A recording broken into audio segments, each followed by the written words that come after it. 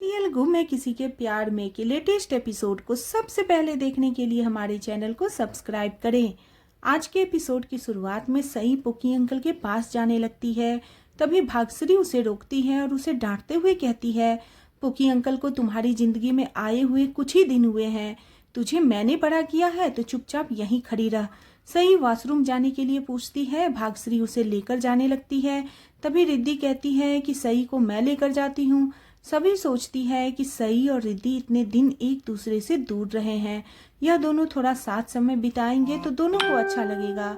इधर विनोद भूषण से कहता है कि बिना प्रसाद खाए गए तो अच्छा नहीं लगेगा, इसलिए थोड़ा प्रसाद लेने के बाद घर चलते हैं। इसी बीच लाइट चली जाती है, सभी परेशान होते हैं। श्रीचंद अपने आदमी को लाइट चेक करने के लिए कहता है। तभी प्रोजेक्ट चालू होता है। उस पर नील और सभी के कमरे के अंदर जाते हुए वीडियो चलती है। सभी हैरान होते हैं। स्क्रीन पर नील और सभी कमरे में आते हैं। भाग्यश्री हैरान होकर कहती है, यह तो सभी है, लेकिन यह जगह कौन सी है? तारा कहती है कि यह स्विट्जरलैंड है। लीना हैरान होकर कहती है, नील सभी के कमरे में क्यों जा रहा है? नील और सभी हैरान होते हैं। सभी नील से पूछती है, यह वीडियो किसने चलाई है? श्रीचंद खुश होता है। भाग्यश्री कहती है कि यह सब क्या चल रहा है? श्रीचंद नाटक हुए कहता है कि यह वीडियो किसने चलाई, इसे बंद करो। तभी स्क्रीन पर नील और सभी की किसिंग सीन करते हुए वीडियो चलती है। यह देखकर सभी स्तंभ रह जाते हैं। नील सोचता है कि स्विट्जरलैंड की वीडियो यहाँ कौन चला रहा है। नील सभी से कहता है, यह शायद रिद्धि के किडनैपर्स ने किया है। सभी भी सहमत होती है। सभी श्रीचंद से पूछती है कि यह वीडियो कहाँ से चल रहा है। श्रीचंद कहता है, यह तो सीसीटीवी रूम से चल रहा है। नील और सभी सीसीटीवी रूम जाने लगते हैं। तभी तारा उन्हें रोकती है और गुस्से में कहती है, क्या तुम दोनों अपना मुंह छिपाने के लिए जा रहे हो? एक दूसरे के साथ मुंह काला कर रहे थे, तब याद नहीं आया कि मुंह छिपाने की भी जरूरत पड़ सकती है? अब तुम दोनों की असलियत सबके सामने आ चुकी है। नील कहता है, इसके पीछे रिद्धि के किडनैपर्स का हाथ है और हम उन्हें ही पकड़ने जा रहे हैं। तभी तारा उसे धक्का देकर कहती है, क्या तुम दोनों की सबकी आंखों में धूल झोंक कर जाना चाहते हो? जब तक तुम दोनों हमारे सवालों का जवाब नहीं देते, मैं तुम्हें कहीं नहीं जाने दूंगी। तभी लीना तारा को रोकती है और गुस्से में कहती है, मेरे बेटे को धक्का देने की तुम्हारी हिम्मत कैसे हुई? वह कहती है, इस वीडियो के असली होने का क्या सबूत है? मेरा बेटा ऐसा कुछ नहीं कर सकता। भाग्यश्री सभी से पूछती है, यह सब क्या है? क्या यह वीडियो सच है? तभी वह सभी को सही की कसम देकर सच बोलने के लिए कहती है। सभी दुखी होकर कहती है, यह वीडियो असली है। यह सुनकर सभी हैरान रह जाते हैं। सभी भाग्यश्री को समझाने की कोशिश करती है। तभी भाग्यश्री कहती है, अब कुछ भी समझने की जरूरत नहीं है। भाग्यश्री गुस्से में सभी से कहती है कि घर पर तुम बड़े आत्मविश्वास के साथ कह रही थी, तुम दोनों के बीच कुछ भी नहीं है। वहां तुमने हम सबको चुप करा दिया था। वह सभी पर ताना मारती है कि तुम्हें तो कुछ भी नहीं पता, यह तुम्हारे पीछे कैसे आया? सही के स्कूल कैसे गया? तुम्हें कुछ नहीं पता, लेकिन तुमने यह स्विट्जरलैंड में जो किया है यह तो पता होगा। सभी रोते हुए कहती है, मैंने जो आपको कहा है वो सब सच है, लेकिन जैसा दिख रहा है वैसा कुछ नहीं है। उस वक्त हालात बिल्कुल अलग थे। नील को चोट लगी थी और वह बाहर बहुत ठंड था, इसलिए मैंने इन्हें कमरे में बुला लिया था। तभी तारा सभी को धक्का देते हुए कहती है, क्या तुम पूरी रात कमरे में भजन कीर्तन कर रहे थे? नील सभी को संभालता है और तारा को गुस्से में कहता है, अब बस कीजिए, लड़का और लड़की पूरी रात कमरे में है, इसका मतलब यह नहीं कि उनके बीच कुछ चल रहा है। हम दोनों ने कुछ गलत नहीं किया है। आपकी बातों से आपकी घटिया सोच साफ पता चल रही है।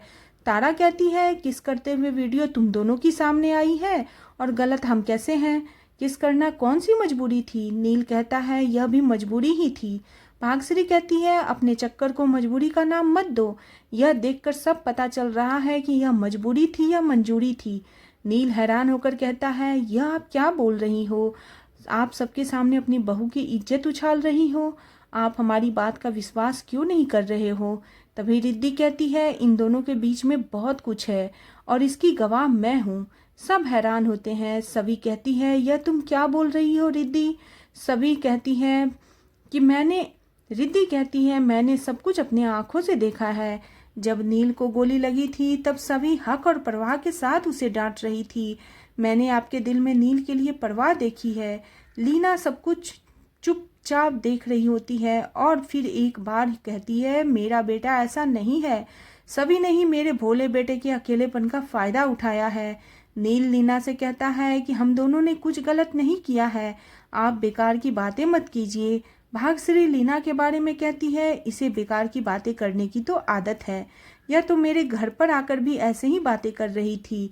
मेरी बहू इसके बेटे के पीछे पड़ी है, जबकि सच तो यह है कि इसका बेटा मेरी बहू के पीछे पड़ा है।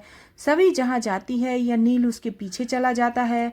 भाग्यश्री सख्त लहजे में कहती है, अगर इस मामले में मेरी बहू ने कुछ किया है तो इसके बेटे ने बहुत कुछ किया है। श्रीचंद इस ड्रामे से खुश होता है। वहां पर खड़े लोग बातें बनाने लग जाते हैं और कहते हैं, आज पूरी कहानी समझ में आई। नील और सभी का चक्कर चल रहा था, इन दोनों ने ही अपने पार्टनर्स को मारा है। यह सुनकर सभी हैरान होती है। श्रीचंद कहता है, आप यह सब कैसी बातें कर रहे हैं? नील और सभी के बीच अफेयर कैसे हो सकता है? सभी तो अभी हाल में ही नागपुर शिफ्ट हुई है, इससे पहले तो सभी नील को जानती भी नहीं थी। तभी भाग्यश्री कहती है, शायद पहले से जानती हो, तभी नील के लिए नागपुर आई हो सकता है इनका पहले से ही चक्कर चल रहा हो। लेकिन रजत को इसके बारे में कुछ नहीं पता था। रजत सब कुछ छोड़कर यहाँ आ गया था। रजत इससे काफी प्यार करता था, लेकिन सभी इस डॉक्टर के लिए यहाँ आई है। तभी नील उसे रोकता है और गुस्से में कहता है, आप औरत हो, उम्र में मुझसे बड़ी हो, इसलिए मैं आपका लिहाज कर रहा हूँ। अगर आपकी जगह कोई आदमी होता तो मैं उसका मुंह तोड़ देता। नील वीडियो बंद करवाने के लिए कहता है और खुद जाकर वीडियो बंद करता है। इसी बीच लाइट वापस आ जाती है। नील भाग्यश्री से कहती है कि जिसने अपने बेटे के कातिल को ढूंढने के लिए जमीन आसमान एक कर दिया, आपकी बेटी को ढूंढने में अपनी जान की भी परवाह नहीं की, उसके एहसान को आप ऐसे चुका रही हैं। सभी आपके सामने कुछ नहीं बोलती क्योंकि यह आपकी इज्जत करती है। क्या आपने सभी से कभी अच्छे से बात की है? आपको शर्म आना चाहिए। आप अपने बेटे का कत्ल का इंजाम भी इनके ऊपर डाल रही हैं। भाग्यश्री कहती है, मैंने सभी को बातें कही और तकलीफ तुझे हो रही है। अब मेरा शक यकीन में बदल चुका है। तुम दोनों के बीच कुछ तो है। यह सुनकर सभी और नील हैरान होते हैं। नील कहता है, जिससे पूरा नागपुर डरता है, वो अगर आपके सामने चुप रहती है, इसका मतलब यह नहीं कि वो गलत है। भाग्यश्री कहती है, मैं अब सई और कियान को इस चरित्रहीन औरत का साया भी नहीं पड़ने दूंगी। वह सभी से कहती है, मेरे बच्चों को के पास आने की कोशिश भी मत करना। वह तारा और रिद्धि से सई और कियान को लाने के लिए कहती है। अनिकेत भाग्यश्री से कहता है, उसे सभी की बातें सुननी चाहिए, लेकिन भाग्यश्री कहती है, अब कहने और सुनने के लिए कुछ नहीं बचा। वह हाथ जोड़कर अनिकेत से अनुरोध करती है कि वह घर चलने के लिए गाड़ी लेकर आए। नील भाग्यश्री को समझाने की कोशिश करता है, तभी सभी उसे रोकती है और कहती है, आप चुप हो जाइए, आपको बोलने की कोई जरूरत नहीं है। आपके बोलने की वजह से ही यह सब हुआ है। यह मेरा फैमिली मैटर है, मैं इसे संभाल लूंगी। सभी भाग्यश्री को समझाने लगती है, लेकिन भाग्यश्री उसे नजरअंदाज करके श्रीचंद से कहती है, क्या तुम मुझे अपना परिवार मानते हो? श्रीचंद कहता है, मैं दिल से आपको अपनी माँ मानता हूँ। भाग्यश्री कहती है, क्या तुम अपनी माँ को अपने घर में रहने के लिए थोड़ी सी जगह दे सकते हो? मैं उस घर में नहीं जाना चाहती जिस घर में सभी रहती है। सभी हैरान होती है। श्रीचंद कहता है, आप मेरे घर में जितना मर्जी चाहे रह सकती हैं, लेकिन आप एक बार इस मामले को ठंडे दिमाग से समझिए। सभी ऐसा कुछ नहीं कर सकती।